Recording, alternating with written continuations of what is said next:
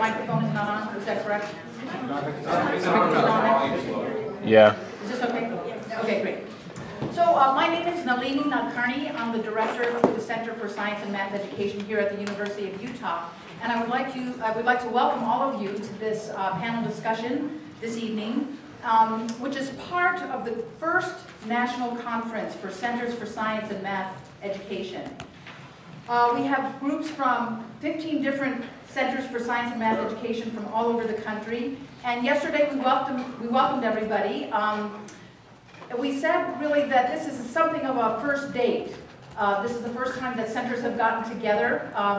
And that we expected that if we were successful, that this might move into a warm relationship that might result in giving birth to new projects and other fertile ground. But after a day and a half of being together, of exchanging ideas, projects, challenges, and solutions, I think that it's not so much a first date as it is a reunion of brothers and sisters who were tragically separated at birth. Because what we've been finding is that we hold a tremendous amount in common in terms of the work that we've been doing, the problems that we've been facing, and in some of the solutions that we have been finding. We convened this conference for two reasons. One is because of the huge challenges that exist in science and math education today, and I think we're all familiar with many of them. A second one is because Centers for Science and Math Education, we feel, offer a unique niche, or reside in a unique niche in terms of the endeavor of improving science and math education in our country. We know that there are lots of problems with science and math education, although it seems very natural for us to think about how science and math should pique the curiosity and energy of every school child, every parent, every university student, every faculty member, every university administrator, and members of the general public. We know that that isn't always the case. And this has resulted in a society that lacks critical reasoning, that lacks funding for science and math education, and that does not nurture its own biodiversity. There are many components of our society, and especially of our educational system, that are trying to fix this, that are trying to find solutions. School boards, offices, state offices of education, university higher education boards, the faculty and the students themselves. All of these have professional associations that allow them to communicate, to exchange ideas, and to exchange solutions. All of these but one, that is, and that is the Centers for Science and Math Education in this country. This is surprising because we do serve a unique niche, and also because there are more than 60 Centers for Science and Math Education around the country. Given that, the University of Utah decided to take leadership in setting up this first conference for Centers for Science and Math Education, and we've been very pleased to do so. Our idea was to put together a program that would embody 4 words: inspiration, education, collaboration, and transformation.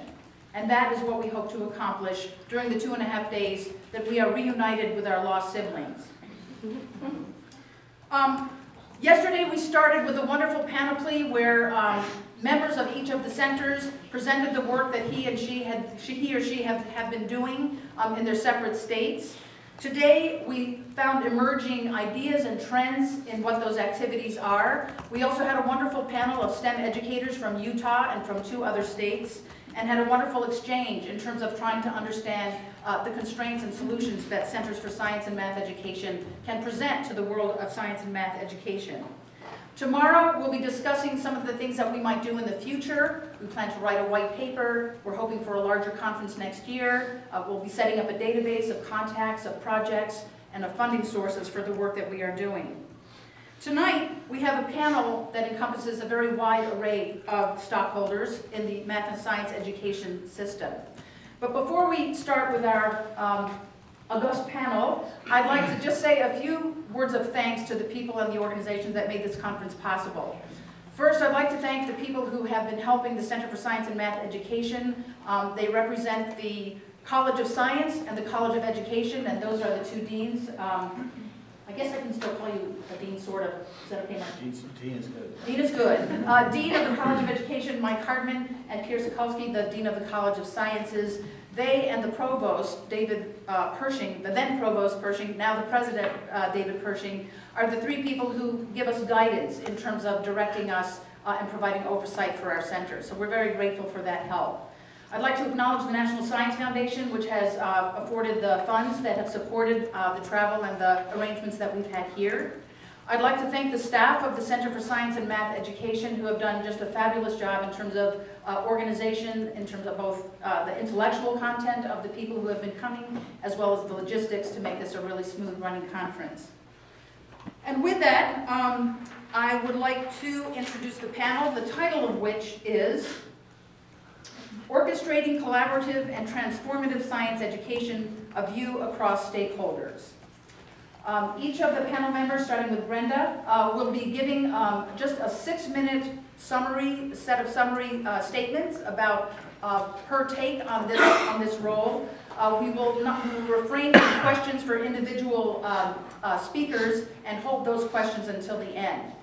In terms of questions, during the course of the conference, we collected a number of questions from the conference participants themselves. And we've chosen a few of those to pose to the panel directly after Mike Hardman speaks.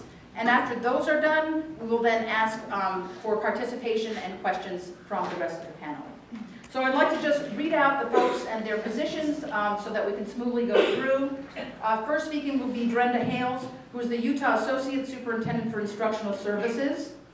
Sarah Young is a teacher and Einstein Fellow from the National Science Foundation, and will also be working at the, or I guess now has been working for 7 hours for the Utah Office of Education, the Utah State Office of Education. Benjamin Silcox is here as he's a student from West High School. He's in the IB program there. Tenny Goltz is the Utah Governor from the Utah Governor's Office dealing with economic development. Pierre Sokolsky, as I said, is the Dean of the College of Science here at the University of Utah. And finally, Mike Hardman, Interim Senior Vice President for Academic Affairs at the University of Utah. These panel members were charged with bringing out their answers to this question. So please keep this question in mind as they speak. What are the successes and challenges of STEM education as students move from secondary school through universities and into the workforce? I'll read that one more time. What are the successes and challenges of STEM education as students move from secondary school through universities and into the workforce? Brenda, what's your answer? First of all, it's an honor to be here with you this evening and to talk about two things I really love, math and science and education and how they connect with teaching. I was thinking in terms of the title underneath the conference, it says Inspiration, Education, Collaboration, and Transformation. And really the successes and challenges that we have here in Utah fit quite nicely into those 4 areas, and they sort of commingle. There are successes that are also challenges and that have their own set of things that we're working on. So the first thing that we have been working on here in Utah is how to inspire students and teachers to love science and mathematics. We think that one of the key elements of having that happen has been the Common Core standards. We've decided in this state that we're focusing in terms of standards not only for math and for language arts, but where language arts takes us into literacy in science, literacy in technology. We're hitting those concepts quite strenuously. Along with that, we've been working very closely with our university partners. We have something called the K-16 Alliance, where we meet together monthly.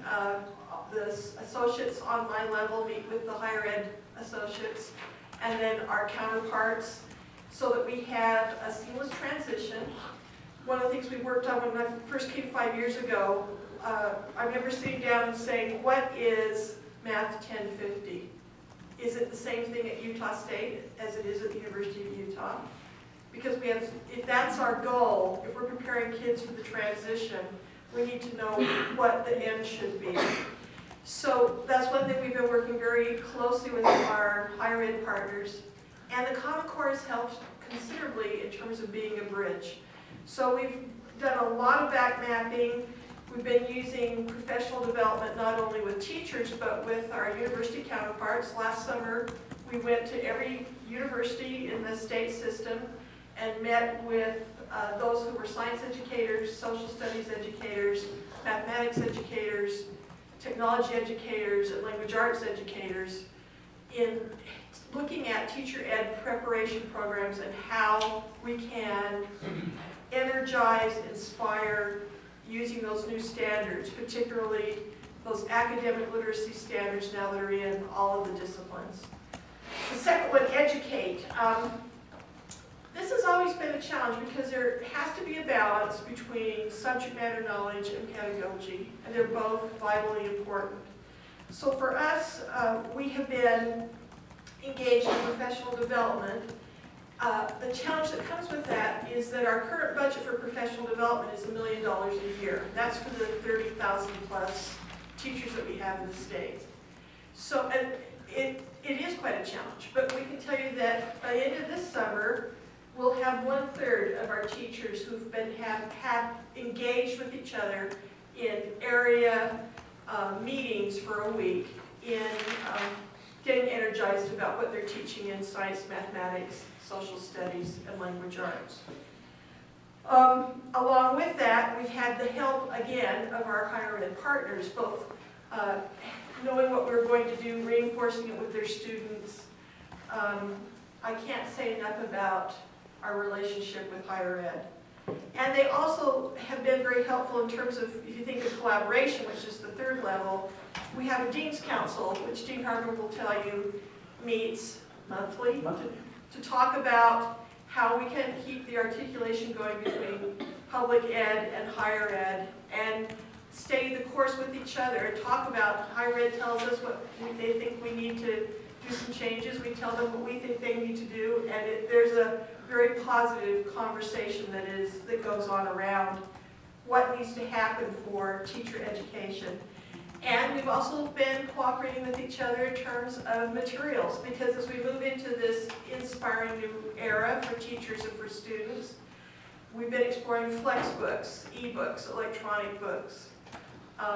Again, we have a budget for materials for the Common Core of 0. So we started thinking, what can we do for free? And there is a wealth of information out there that you can use for free on the internet with technology. So our higher education partners have actually been working with us in developing flexbooks. And by the end of June, we'll have 2 math textbooks that are ready for kids across the state. We also have a variety of science books that kids can use online, or that you, for $5 you can print it out and it can be the student's copy. And it's awesome. It's flexible. It's the wave of the future. And then finally, transformation. We need to constantly ask ourselves, is this how we really want things to go? What can we do better? What should science and mathematics education look like in the state? And for that, the challenges are patience, resources, and politics. One of the shocking things in the last year has been the politicization of the Common Core. I've been everything from a socialist to, you just would be amazed. But at any rate, we can't do it without each other, and we very much appreciate what happens with our higher ed partners. Sarah? Sarah Young, thank you.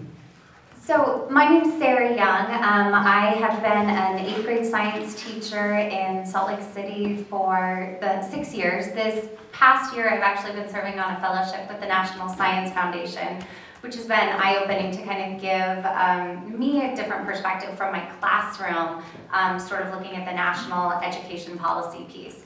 However, for this panel's sake, I do want to represent the voice of teachers, and I guess starting with STEM education, looking at the successes. I think every teacher in the room wants their students to be successful. Is there anyone who disagrees? No, okay, all right, just making sure, because I was gonna have to throw this away. You know, with that interest in being successful, I think STEM provides a really exciting avenue where a lot of teachers are starting to look at, okay, if this is a potential future for my students in terms of being able to access success, not just in my class, but in higher education and potentially being a part of the workforce, how can we be a part of that? In terms of some of the positives that exist right now for teachers, there are a lot of individuals and stakeholders who are all of a sudden interested in STEM education. And that's really exciting for us, especially as a middle school teacher. I think a lot of times, you know, we kind of feel like alone in our boat. Most people feel like, I remember middle school, that time wasn't good. You know, and don't necessarily want to get involved, but this avenue of STEM has really invigorated people in industry, as well as in policy and in higher education, to get more involved with what's happening in the classes and look for ways to help, which is great. In terms of STEM, it really has the opportunity to, therefore, with those stakeholders working together, bring in more programming, funding, and innovation into the field of education. And I think that's incredibly exciting as a teacher who, again, wants to continue to push the level of science education that we're offering students. In terms of focusing on updating teacher education, I think that's an important piece to recognize as well. As we're starting to train the new teachers, how is STEM going to play a role in that? And it's important to start to look at what are the structures we have in place in higher education to prepare our teachers to help students be promoting themselves in STEM from K all the way through the higher ed system. And generally speaking, there's just a real excitement around STEM that I personally enjoy. I like seeing people enthusiastic about education and about teaching and about students. And if STEM is the way to get them there, then sign me up. Because I think for so long there's been this really negative view on the role of teachers in society. And if we're looking for a way to start to turn that around, let's use some of the STEM enthusiasm to make that happen. I don't think this is without challenges, just to be clear. I'm not living in, you know, Sally Sunshine Land. So with that said, you know, I think it's important for teachers specifically to start to look at, so how do you effectively implement change in a teacher's classroom? I know from my own personal perspective, my first year of teaching was rough. I don't want to go back to that. And I think a lot of times as teachers, when we hear there's going to be change, it's like, oh my gosh, I'm in my first year again. And that, you know, naturally speaking, as a group of individuals, we tend to kind of be a little resistant to those ideas. I think there's mechanisms for engaging teachers in partnerships, and I think that's really key. Rather than necessarily going to industry or to higher education to solve all of our problems through policy and programming, let's get teachers involved. Let's have teachers at the table in terms of saying, these are ways we see being able to implement STEM successfully in our classroom, so that it is truly a collaborative partnership as opposed to something that's necessarily being imposed. Teachers are going through a lot of change right now with the implementation of Common Core. And I think it's important to look at ways that STEM is being supported through those changes, as opposed to saying that that's something that's completely separate and completely different and completely new that we would also like you to add onto your already overscheduled plate.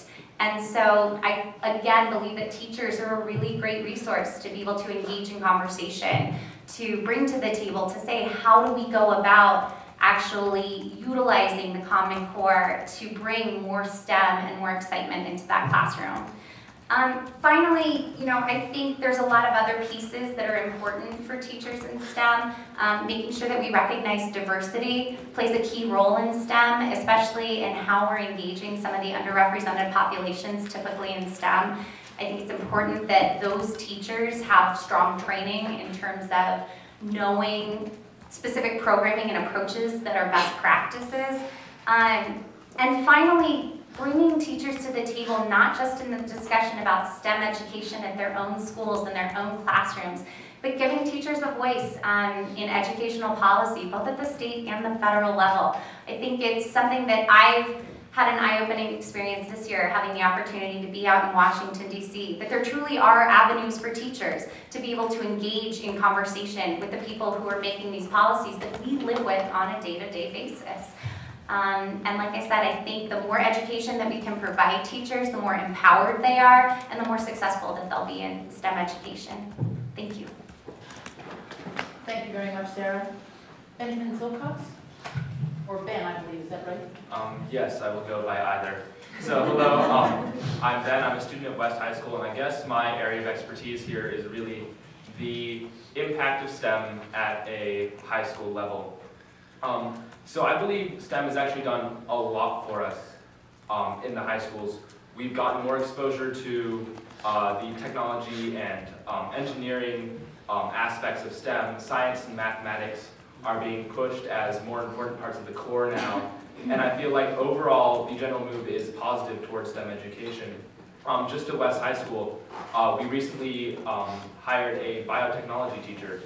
And that has gone from one class on one day of the school, on one day of our block schedule, to 3 or 4 classes which are always full and which have amazing interest. And I feel like there are just more students exposed to this now that they have the opportunities for it. I also feel like another thing which is a success is the push for the state and the district to have a stronger math and science core. Recently there was debate, and I believe the amount of science credits needed to graduate will increase in the future. And I feel like this is just another helpful part of the STEM education program to get kids interested in math and science, to give them more opportunities to say, I really enjoy this class, here's what I want to do in the future when I go to a university or when I graduate high school. A couple challenges I feel like we have, though, are that not every student is exposed to STEM in the high school settings, mainly because they are given their own choice to follow their path. Some of them may want to pursue art, some of them may want to pursue history. So not all of them are exposed to such high level or to STEM courses, and they may just skip over those courses as a bare minimum to graduate. Another thing I feel is there's a general apathy. Although I'm an IB student, I have a lot of experience with IB in itself. I know a lot of the students that are not part of that program really do not have the same desire to learn as the IB students do. And so they're sitting there and they're getting their minimum required credits to graduate, and then just rushing off into whatever they've decided their job is to be. They don't actually explore, they don't actually learn. So I feel like there just needs to be more STEM outreach to the students that don't have that currently.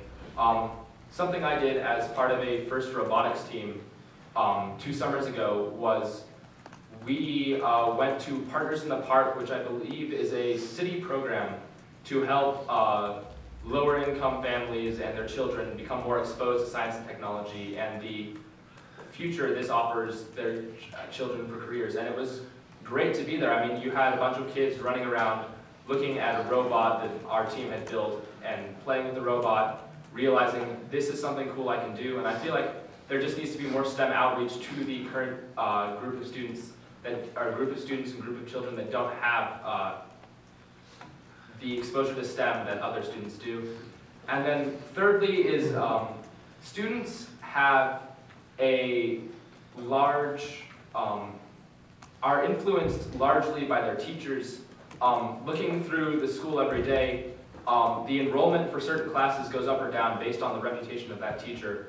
This year, I believe, we had a total of 40 students in IB Physics SL and IB Physics HL at West High School, which is a record for the class. In previous years, there have only been 10 total, which is just based on the reputation of this teacher as an extremely good teacher and the students who suddenly have that desire. So I feel like the teachers must also be involved and they must also care, as adding to what Sarah said. I feel like that is one of the largest largest influences on students and whether they enjoy STEM and whether they begin to pursue STEM as part of their career or part of their life in the future. Thank you very much, Ben. Very quickly. Tammy? Thanks. Well, first of all, great perspectives from everybody here. I really like it. And first I want to say, I come with a disclaimer. I'm a humble scientist that's had to learn to become multilingual over the years. I was born and raised in an academic research environment and then willingly stepped into higher ed higher ed education world, along with post-secondary, with the secondary programs for biotechnology. And so for the last 10 years, I've learned to walk in the education world, both in secondary and post-secondary, and also learn industry. And then just in the last 5 years, having entered into the governor's office as a state science advisor, my time is also borrowed by the Economic Development Office of the governor, in which I manage the economic development cluster for the life science industry and other technology-based industries. And the only reason I tell you this is because it's shaped my perspectives and my views on STEM education in a very dramatic way. And going off something Sarah said, you know, looking at your partnerships. And so, and the value of those partnerships and what they bring to what you do for STEM education. And I'd like to say, I want to insert workforce development, okay? So I thought about what can I bring to the table in this discussion that might be a bit different than everybody else. And perhaps it's the last 5 years that I've spent trying to look at how STEM education really exists at that crossroads for workforce development and economic development for the state. So this panel is about how do we increase success of our students and decrease the challenges, at least mitigate them. I would say that all of you are in a very important place right now in what you do with your centers, in how you decrease those challenges and reduce them for your students and participants in your centers, as well as increase the likelihood of success. So with that in mind, I have 2 quick topics I'd like to address on that issue. And they really kind of happen down at, if I go back to what Nalini has asked us to do, and that is to look at the secondary to post-secondary to workforce transition. I'm going to focus down on that workforce end of the pipeline, because that's what I've been doing a lot of, having to learn a lot in the last 5 years, is how do we really address those connections across the state with multiple stakeholders with very different agendas. What an industry wants is very different than what you're focusing on with your students in that K through 16 world. So 2 issues. One, from your perspective, just some thoughts about what you do as directors for your centers, as secondary educators, higher education folks involved in education, is how many of you think that you do a good job of engaging industry in your efforts within your centers? Okay. And that's okay. But I'd like to propose that by working more closely with your industry partners, you will find that you will have your efforts in STEM education will become much more rich and much more relevant. And some of the things that you're trying to do might become a little bit easier if you engage them as partners in your efforts. They are very, very vocal advocates because they need what you produce. They truly need your talent. Right now in this state, we are looking at a very, very critical circumstance with respect to students coming out with STEM-based skills. And it's not just for what you think is STEM-based industries, like the life sciences, pharmaceuticals, your aerospace and defense. A good portion of our STEM graduates are not going into industries that are STEM-based. They're going to non-STEM-based industries because the pay is greater. And that's why there's a disconnect between the number of STEM students we graduate versus the lack of STEM talent for our STEM-based industries, if that makes sense. And so you've got a very, very strong base of champions for your centers in your industry partners. I would recommend you engage them. Find out how they can help. They want to help, I promise you this. There's so many times I'm talking to industry partners, both from the C-level all the way down into the scientific and technical staff. And they want to help, not only higher ed, but secondary too. They want to know how, and even down into our elementary world. So I would highly recommend you start kind of noodling on how do I work with my industry, bring a focus group together, and tell them what you do as a center and how you can support their workforce talent needs. And I have a feeling you're going to find out that you will find a group of champions who will help be vocal advocates for funding purposes with your legislature. And so I think that's a really critical piece. And don't forget that you've got partners in state agencies, right? That's one thing I've learned over the course of the last few years. When I was in higher ed running an undergraduate education training program, it never even occurred to me that our Department of Workforce Services would provide resources that would be useful to my students in terms of educational funding and support. And so I think that's very important. Now, the other topic I want to say is, what's your value proposition as a center? I'm going to borrow a business term. What do you add value to and who do you add value to? Are you just K-16? or what I like to call K through grade. You have an adult population out there that has an incredible need to know what STEM education is all about and what their opportunities are. You are economic development as a center for STEM education. There's no other set of integrated disciplines that serve a valuable purpose in your state. Go back and ask yourself, where do I add value? Am I really maximizing my value proposition as a center? Because if you can address some of these issues, then you come full circle back to saying, how do I increase the success of the students and the participants who come through my center? And so think about broadening your audience, broadening your partners. There's a lot more out there to be had that can support your centers, trust me. So that's really all I have to say. Thanks. Thanks, Jenny. That was great. Pierre Sokolsky.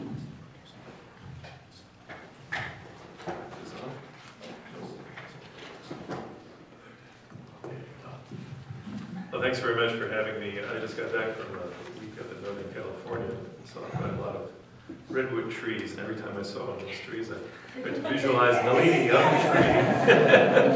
And I can't imagine how you get up there. It takes 20 minutes to walk along the length of the downed tree, let alone climb up. So I want to talk about the challenges, and I could go on and on about the challenges that we face in our college, and I think they're the same pretty much in all colleges of science.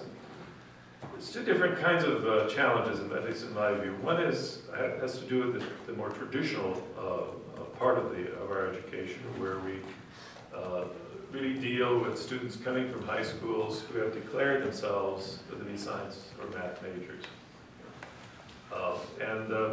That's, of course, what we traditionally concentrate on, but actually, one of the largest aspects of the first couple of years of courses that we teach are teaching courses for engineering majors, for people who go on to nursing, other professional schools, but particularly for engineering. And these are rather different classes of students. The challenges are different. In the case of the engineering students, there's a huge pressure in this state, in many states, to generate more engineers, better qualified engineers. And of course, one of the big problems is that we have a lot of students who are really challenged coming in, even after declaring themselves to be engineering students, particularly in mathematics. There's an enormous amount of remediation that we have to do. And understandably, the College of Engineering wants to generate lots of engineering students and push them out in 4 years, and you simply can't do that if they're not able to take calculus in their first year, for instance. So that's been a big challenge, and the math department here actually spends a good fraction of its effort on remediation. And this year, we've begun an experiment with working together with the College of Engineering to try to devise specialized math courses for engineers, and to devise methodologies to sort of intercept those students who have real problems, and to try to figure out how do we get them through the calculus sequence without setting them back a whole year. So this is a big challenge. So you have to pull them out, do parallel teaching of some sort, online instruction, et cetera, et cetera. But that's, I think, one of the things that we're going to be watching very carefully to see how that works out. In the case of our mainline students, on paper we seem to be doing pretty well. Both chemistry and physics are in the top 10 in the country in terms of declared majors. We have something like 350 physics majors, something similar in chemistry. That sounds really good, until you realize that only half of them actually make it through in their declared majors in the sciences. And then only half of those, after graduation, go on into the STEM disciplines. So we have quite a lot of work to do to keep students who, to reevaluate what we're doing, and it's high time. Thank you. Thank you, Pierre. And Mike Hartman will wrap us up in terms of presentation. Last you good stuff. Well, good evening, everyone. As I come back to fall, some really, I think, very important, and in many ways, comments that reflect where we are now in math and science education, and comments that speak to both the success and challenges. I'm going to speak from the context of being the Dean of the College of Education, which is my real job, which is what I do and have been doing for the last 6 years. In doing so, I would also emphasize the successes that we've had. How many of you here where are the center directors? And how many of the centers are affiliated with colleges of education? About a third of you. I think one of our greatest successes at this university, and we still have obviously a long way to go, but I think one of the most important moves that we made, both in terms of our work with science and mathematics majors, as well as our preparation of teachers, was to go to the center concept. And we did it more than just from the standpoint of research. We did it from research, teaching, and service. And we did it thanks to the leadership of our now president, in a way that I can say that one of my greatest successes, I'm sitting here next to the Dean of the College of Science. And by doing so, that message, I hope, is loud and clear, and that is that this is really a genuine partnership. And that the work of the center involves not only the College of Education, the College of Science, but is university-wide. 6 years ago at this university, we literally, I'm losing track of time, maybe 8 years ago, we literally had very little, if any, relationship between the College of Education and the College of Science. We had separate teacher education programs. The content, and this was a very important issue for us, content was all handled within the discipline. But we actually had content faculty in science, technology, and mathematics in the College of Education. They never spoke to each other. And when they did, there was a lot of tension. The center concept has moved us into truly, and I don't mean to sound Pollyannish, but a very collaborative culture where, as Nalini began the discussion saying it's, the problems we face, the fact is that I think it's put us in an area where we are really focusing on very much understanding where our successes are, but also where our challenges are within this university. So we've used words like change, partnership, innovation in defining words like success. I just want to read you something that I just picked up last week, which speaks to where we are, what I think is one of our greatest challenges. This is a statement, and you probably will recognize it. In no uncertain terms, America's public schools are failing. Thus, by implication, so are our teachers. Public education is broken. The federal government must take an increasingly stronger role in ensuring that states and local agencies become accountable for student learning, specifically strengthen content in schools, adopt rigorous and measurable standards, student performance, use school time much more effectively, increase leadership, and improve teacher preparation. Where's that from? Nation at Risk, 1983. This report was just released last month, and I'll tell you who it's from in just a minute. America's schools are widely seen as failing. High school graduation rates, while improving, are still far too low, and there are steep gaps in achievement between middle class and poor students. Even in the midst of high unemployment rate, business owners are struggling to find graduates with sufficient skills in reading, math, and science to fill today's jobs. School districts, teachers' unions, and parents are engaged in fierce debates over the best way to rein in climbing costs and improve standards. Meanwhile, progress is frustratingly slow, if in fact what is taking place represents progress at all. That's last month. And that's interestingly, from the Council on Federal Relations. And the title of the report is Educational Reform and National Security. So in those 30 years, I think one of our biggest challenges is that we do not recognize our successes. We do not have a good understanding of where we've been or what we've been able to accomplish. Instead, we continue to beat up the schools. We continue to create very negative relationships between public and higher education.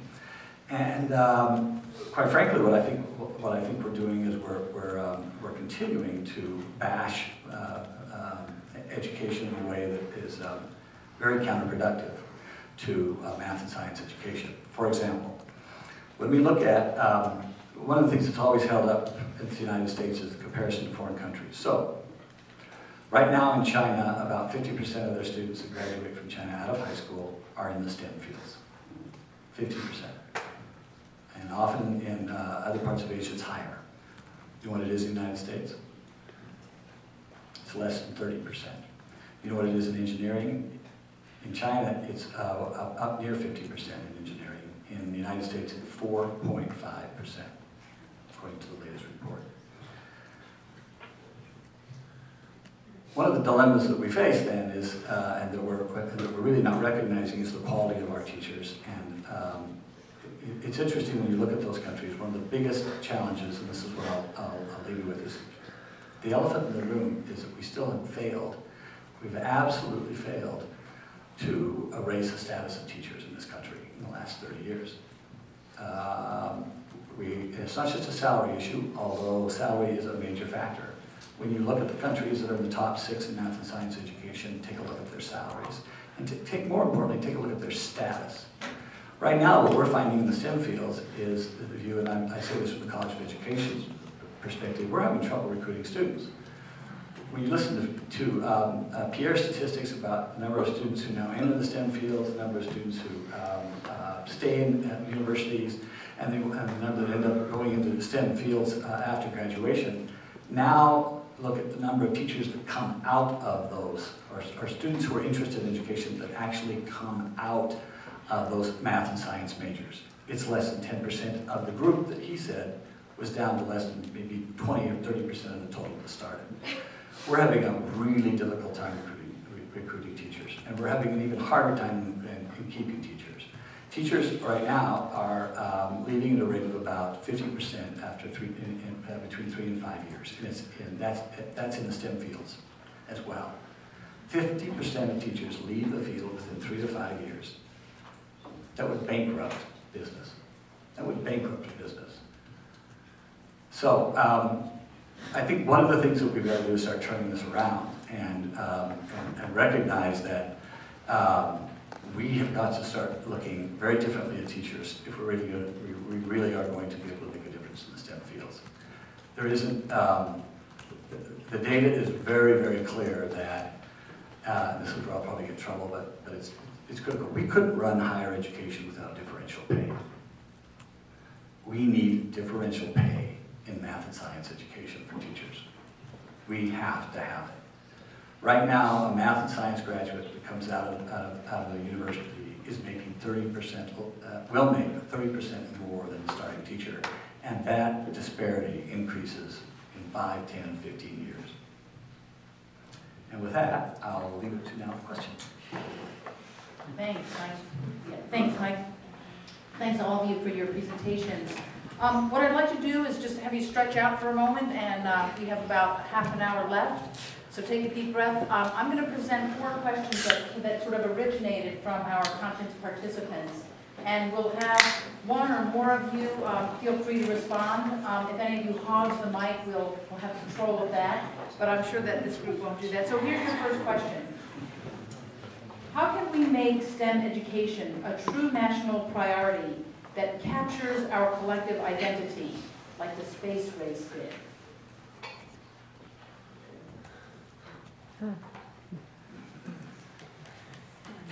Go. 10, 9, 8, 7, 6. You know, I guess I'll take a stab at this. Okay. I think taking advantage of the innovative nature of STEM-based education, I think it's highly innovative. It's based on problem solving, problem thinking. You know, it's really what imagination is made of, I think, and that's how we sell it to our students. And they're a hard crowd to sell. I mean, you try selling a bunch of junior high kids on anything. But man, when you put them in a lab, you put them in an engineering class where they can actually use their hands, use their imagination, we've got them hooked. I mean, the first robotics bin, that's been one of our biggest selling points for engineering. in the last couple of years in the state of Utah, but it's because it captures kids' imagination that you can make a robot that can play basketball or soccer.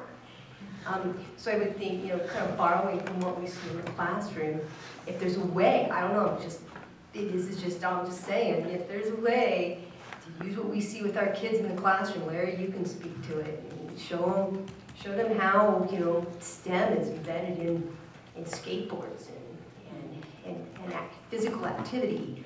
I mean, there's so much STEM in just the sports area, both physics and football gear. But use that innovative spirit of STEM-based areas and figure out how to communicate that message on a national level to the people that really need to hear it and that can make those decisions. So, Thanks, Kevin.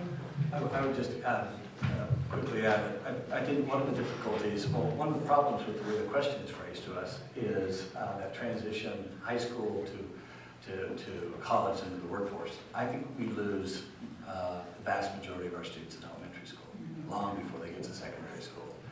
I think there's some very big problems out there in terms of, just in terms of what we know about elementary school teachers, for example. It's pretty scary. The studies indicate that many teachers enter elementary education to avoid math and science, and feel that that's not something that they're going to have to teach. So that's a major recruitment issue on the one hand. By the way, that's even worse for girls. That by 4th grade, the research pretty much indicates that their role model is telling them that's not where you go. And I think one of the things we could do, and one of the things we're seeing that's really hopeful in elementary education, is moving out of siloed curriculum. And that's what I think you're talking about, where we would teach reading for 45 minutes in the morning, 45 minutes start the day, then math, then science, and we'd teach it all siloed and separately. We're now seeing the integrated curriculum model really begin to take shape in elementary programs, which is the integration of subject matter across disciplines. And I think to Tammy's point, that's really essential for us if we're going to create that kind of excitement, because the kinds of things that we could do across the curriculum could be very, very innovative as we integrate the arts into science, as we integrate reading in science and so on. So I think elementary is really the place that we need to start putting a major focus in terms of STEM education. Thanks, Mike. Kier, did you want to address that question? I think we'll start with that question after. Just briefly, actually I think it's the wrong question, because it's a Deus Ex Machina solution. If you think back to the space race, this was not because the government of the United States was in love with science and engineering. This had to do with the defense of issues for this country, security issues.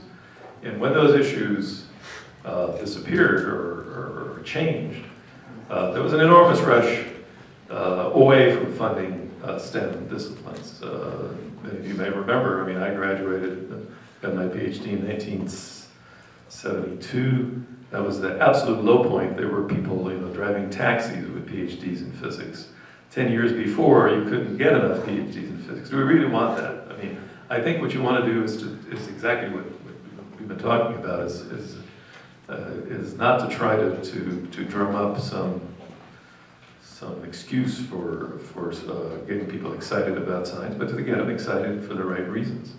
And that's a harder, much harder proposition. Excellent response, thanks. Second question. How might we define the needs of a future workforce that has so little sense of the future?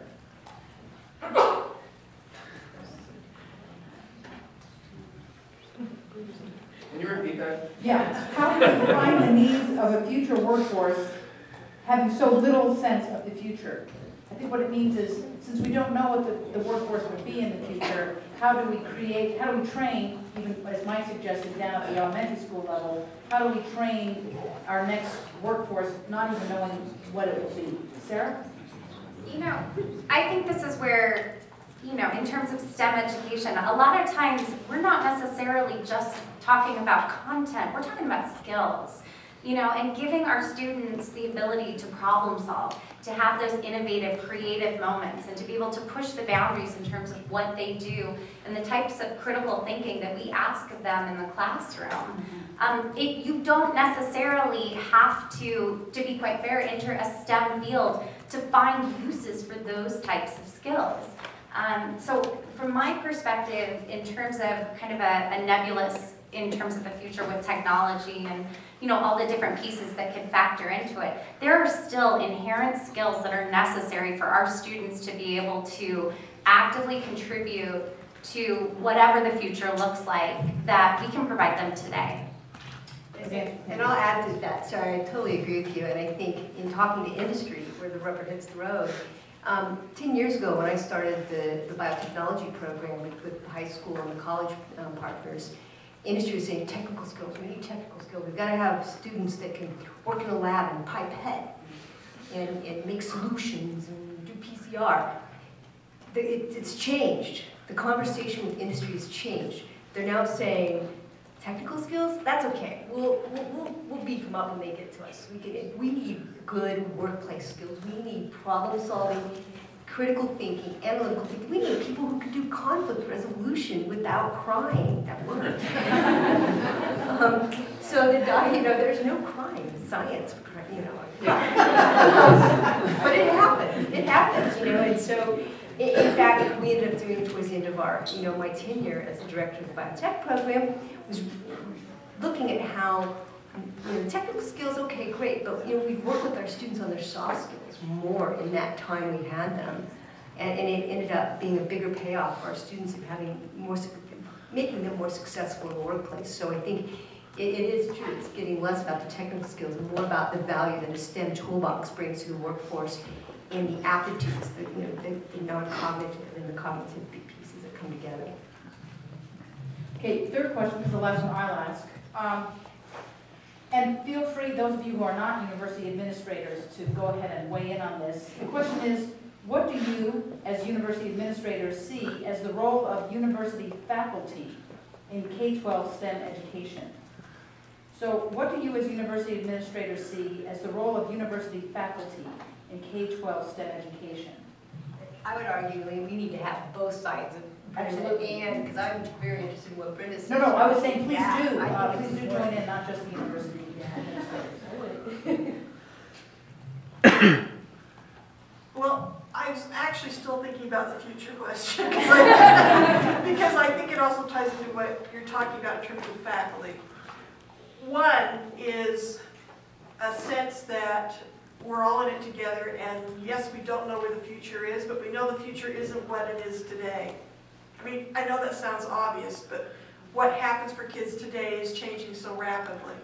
So part of it is being engaged in looking at a college level, at their teaching practices, just like public education teachers are looking, and see exactly what you were talking about earlier, how you engage millennial learners so that they're interested and want to stay in STEM areas. One of the interesting things about Utah statistics on the ACT is that if you take a look at, it's not enough, but you have about 14,000 students every year who score high enough on the ACT to be predictive of being successful in a STEM field. But of that group, guess what percentage intend to go into a STEM occupation? It's around 11%. And so part of it is, both from a public school point of view and from a faculty point of view, is embracing the differences that come from a millennial learner. And I mean, they want more technology. They don't want to have things taught the same old way.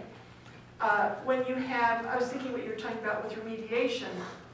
One of the challenges for colleges that I see is, what do you do with the non-traditional student who doesn't come right out of high school? Because interestingly enough, the remediation classes in the state of Utah for a graduating high school senior who starts in the fall, it's about 16 to 17% who need remediation in mathematics. So you say, well, man, they're so full of the classes that we have for remediation, who's in those classes? And generally what it is somebody who decides to come to the university after they've been out of school for a year or more, generally 2 to 3 years, and because they weren't completely engaged in STEM, they've forgotten everything that they learned, and how do you get those kids re-energized and back into the system. So what I would look for is continue to partner with us. It's essential that you partner with the College of Education, because that content that the teachers need, the content that we want the best and the brightest kids to go into teaching in science and math. And my final thoughts on it, so you didn't realize I was really sitting here stewing about it, is it takes a policy change in terms of, and I think, Mike, not just for how we compensate science and math teachers, but if you look at Singapore, Finland, the beginning teacher, regardless of what they're going to teach, starts at the beginning engineer level. That's what you sign up for. In fact, what happens is you go, once you're accepted into a teaching pedagogy program, you begin to be paid as a junior.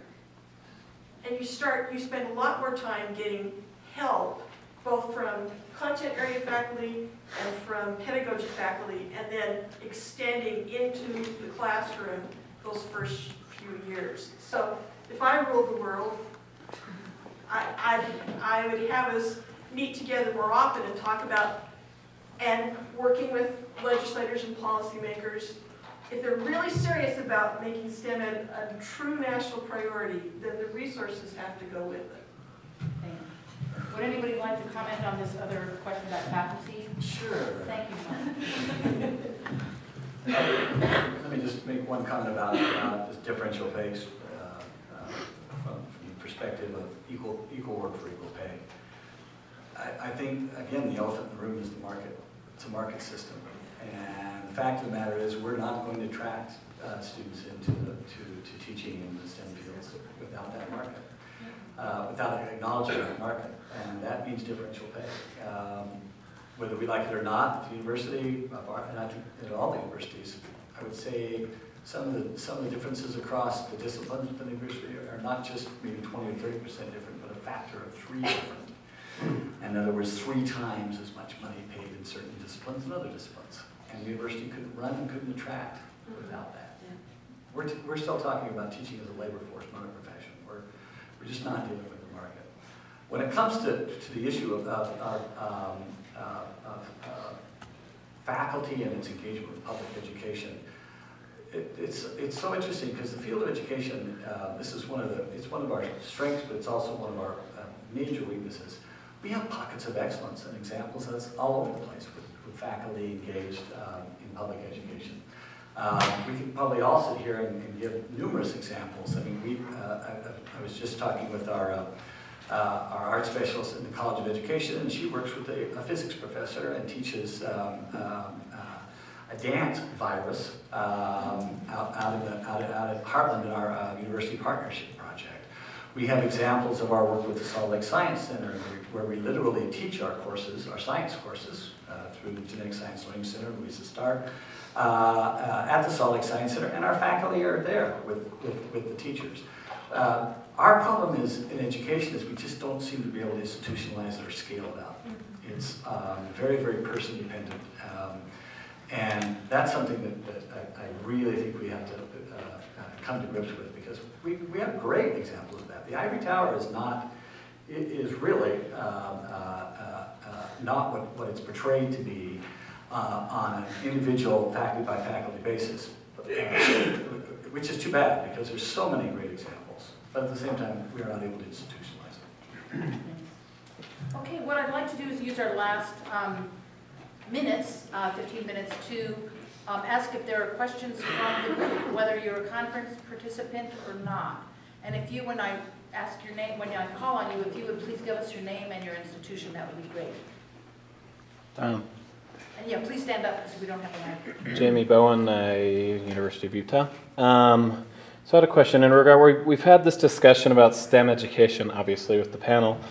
And we've talked about the different factors of trying to recruit people in at a younger age, trying mold a way to be able to make people be interested in this, and we've talked about actual having higher salaries, but how do you when it all comes down to it, I think it really comes down to just as Mike Hardman was talking about, when it comes down to pay.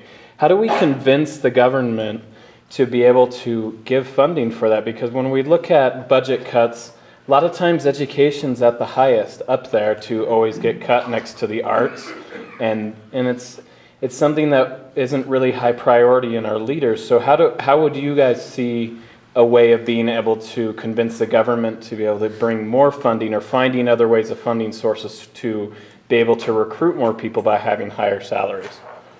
Thanks, Jimmy. Did people hear that? Great. Anybody want to come here? Thanks. So just to echo what Tammy was saying earlier, I think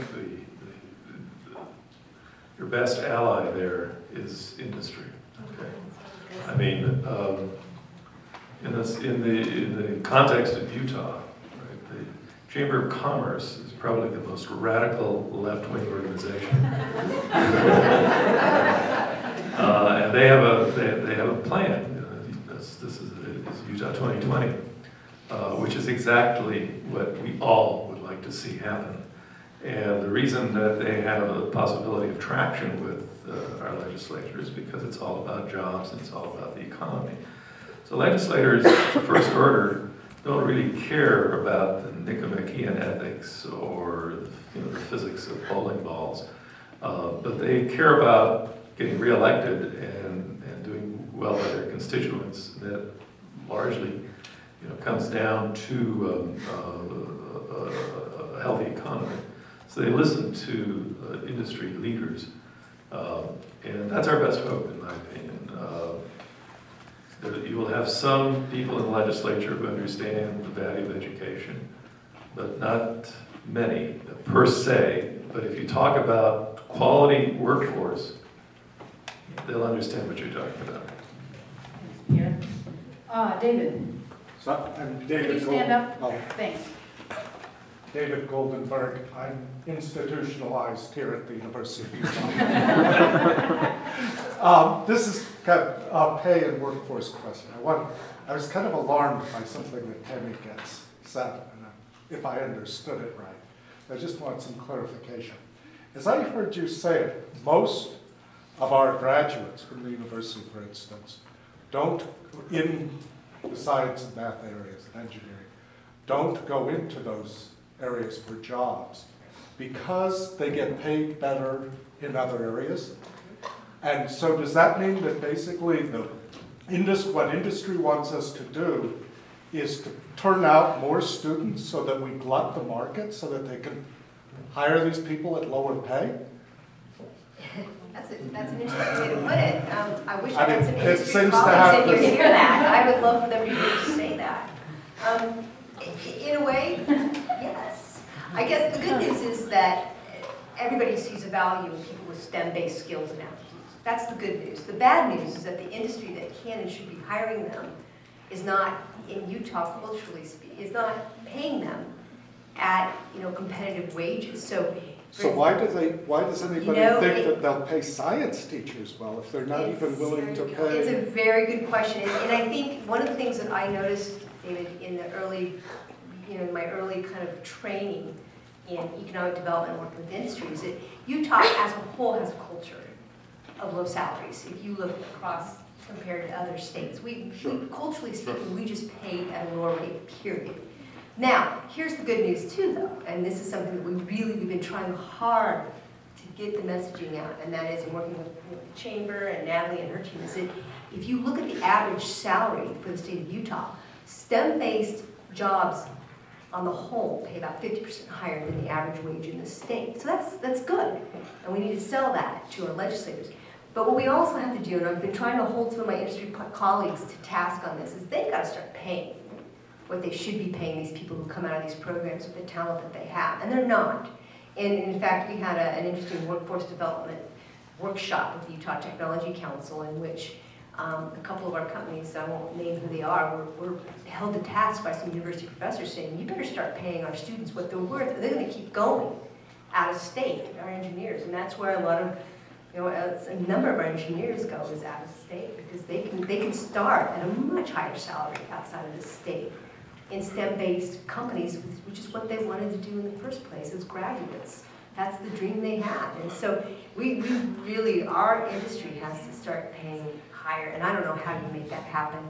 If I could click my heels 3 times for one wish, or rub my genie bottle, that would be, our industry starts paying properly. Thank you. Here?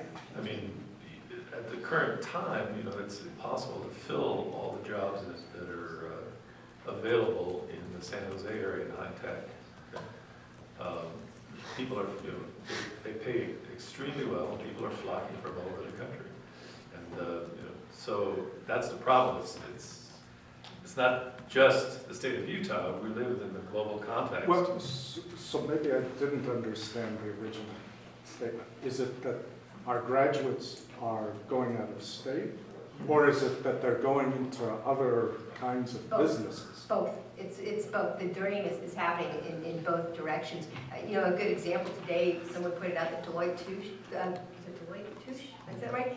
Right now, currently, the local branch has 30 PhD level scientists, a lot of them engineers employed, right? So that just tells you right there, it's the non-STEM industries that see the value of pulling away. And look at what terrible things happen when they do that, because we get the financial markets that we had, largely due to mathematicians and physicists who abandoned their heart's desire for money. Other question? Yeah, it was a woman with a glass. Can I just add one more? Oh, sorry, yes, Mike. It almost sounds like blasphemy, right? Because I know this is about math and science, but we need to be careful that we don't focus all of education on jobs. And that seems to be a great deal of what we fall into, the trap we fall into with our legislature, and that we're losing sight of the value of education for many different reasons. When we talked about the soft skills, those aren't math and science skills. Those are skills that are taught in humanities. They're taught in social and behavioral sciences. So I think we have to really be careful, because I think we're getting in, we had it this year in Utah with the comment on degrees to nowhere. It's an extremely dangerous area to get into, because what's going to happen is if the view is it's all about jobs, then eventually industry can do it themselves. And that's what they're going to believe they can do. Good point. I think Sarah was making the same point when she was talking about skills, not just content. Sorry, yes? Donna McAleer, how do you get away from that, though, with the Council of Foreign Relations report shared that 66% of life sciences aerospace companies cannot fill their requirements because they don't have a qualified, educated workforce. This is not just a matter of education in the economy. This is a matter of national defense. Back to the point with the space race. The university here just opened the Sorensen Microbiology Center, a phenomenal building with world-class faculty, world-class opportunities.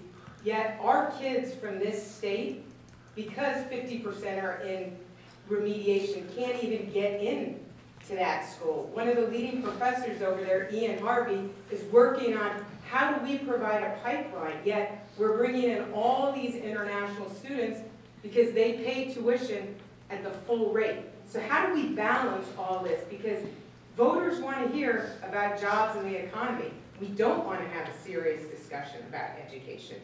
So how do you make that balance to get our kids prepared to go to these universities when it does come down to jobs and the economy and the value of education? I think the word you use, balance, is absolutely, I'm certainly not advocating that we don't focus in the STEM areas. I'm advocating for balance. I was at a conference just a few months ago with university education industry in Asia. And one of the comments I thought was extremely interesting in Japan is they are very, very concerned right now, because yes, they are producing a number of students who are doing very, very well up through the primary grades and the middle school grades in math and science, but they're facing even a bigger problem. That is, they have lost the motivation and inspiration for those students, and they are not going into the STEM fields. They are not interested in STEM. They're burned out. And one of the things they're looking at, and where they're looking at the American education system, is this whole notion of moving away from rote learning. And a a lot of what they do is really focused on rote learning, as opposed to where they would say the United States. They find the United States, the whole child approach and the whole notion of innovation and creativity is not something that they're finding in many of the students who are coming out of schools. I was just with a major industry leader in Korea who said, it is tragic in Korea. It is tragic what's happening. Those students are burned out, and we have not been able to figure out how to create that balance. So I think it really very much is a balance. Well, and I don't know, my job, of course, is to be working with economic development on one hand, but on the other hand, as science advisor, I'm totally engaged in just the whole broader concept of STEM education. And one of the things to keep in mind is that it's a quality of life issue too. We don't just go out and sell jobs, and we never should. What we're trying to message is that it's a quality of life, and quality of life comes in pursuing careers that can bring a living wage and opportunity for our students. So it's part of it. Now the other thing too, again, is having a broad value proposition.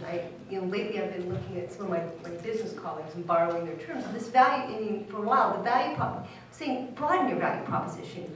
Do your education piece well, but broaden your proposition, what you add value and how you add value into a more broader context, that you bring in more champions along with you in your STEM education pursuits. It's not a matter of giving one up for the sake of the other, absolutely not. But I do think we have to recognize, to your point, that we have to be able to address the job issue, but in the context of our own world, and use it to our advantage. Be creative, be clever. You don't have to give up, the quality of your education and the broader pursuits of it. But you do have to be very clever and start using the resources that are out there to your advantage more effectively. Thanks, Tim. There's time for one more question. I think the stripy shirt. Ball State University of Utah. Benjamin, you're here. You're probably going to want to see what worked for you. Who kindled your interest in STEM? So my interest in STEM was kindled in two ways. One, it was my parents. So from elementary school, as everyone has been stressing, that's the focus and where people lose focus in STEM. My parents always pushed me to succeed. They started teaching me math ahead of the school curriculum because the school wouldn't let me take math a grade up. So they were the ones that pushed me into that. I was pushed into math competitions in 4th grade. From there, I rode that into the IB program, into FIRST Robotics, into the STEM education there. And also just teachers, there are two specific ones. My 8th grade physics teacher and my 9th grade chemistry teacher, both of them were excellent teachers. They understood the materials, they were both highly qualified to be teachers, and they just had the desire to help their students learn and help their students succeed. And those two teachers really pushed me into the science and the rest of STEM besides math that everything else could not. It was just the desire of those teachers to help you learn and to watch their students succeed. And that motivation and that passion they have was shared with the students. Great, thanks. I'm sorry that we don't have more time for more questions. If you do have pressing questions, please feel free to get in touch with me or with Holly. You can raise your hand, Holly Gotze at the center, or Maggie Cummings, who's back there, and Louisa Stark is there. And Mary Burbank also is part of our group, so please feel free to get in touch with us. I wanted to just say a few summary things just to recap so that we can sort of pull together the wonderful and diverse, really well-spoken ideas that came out of the panel tonight. Brenda, I see you as having said, sort of given us hope in terms of solutions exist. There is hope. There is the possibility to be inspired and to do some sorts of transformation, although you acknowledge that problems definitely exist. Sarah, I want to thank you for your remarks about the importance of teachers. You really pointed out that they are keystone components in terms of the whole education system, so thanks for those remarks. Ben, thank you for your courage in joining this world of grown-ups, and your articulateness in terms of reminding us that we need to share STEM with people not only privileged in privileged schools, but with those who are perhaps don't have as much access or opportunities. Tammy, thanks for reminding us about industry, how they can be our partners, how they can be our allies and our advocates. And I don't know about the rest of the centers, but I'm going to be thinking about ways that we can connect with industry to the advantage of both industry and ourselves. Pierre, thanks for those ideas about self-reflection and self-replication, and the fact that we may not be replicating ourselves, the need for perhaps boutique courses that will be adapted for particular segments of our incoming students in science, so that we can be more realistic about the students going out into the world that will come. And finally, Mike, thanks for your very scholarly and well thought out remarks about the need to provide compensation in all ways of that word, not just money, but money is part of it. Providing us with some sense of the timelessness of these very remarks, of the need to reinforce the roles of teachers in our educational system. And I'd just like to sort of end up with the messages I think that I took as a director of the Center for Science and Math Education, that all of us, I think, can go out knowing that there are a lot of challenges remaining out there, there are a lot of solutions, and that it will take partnerships and collaborations, which I think we're beginning to form here during this national conference. Thank you very much for your coming tonight. I think it was very stimulating, and I hope you'll be continuing to be in touch with us. Thanks again. And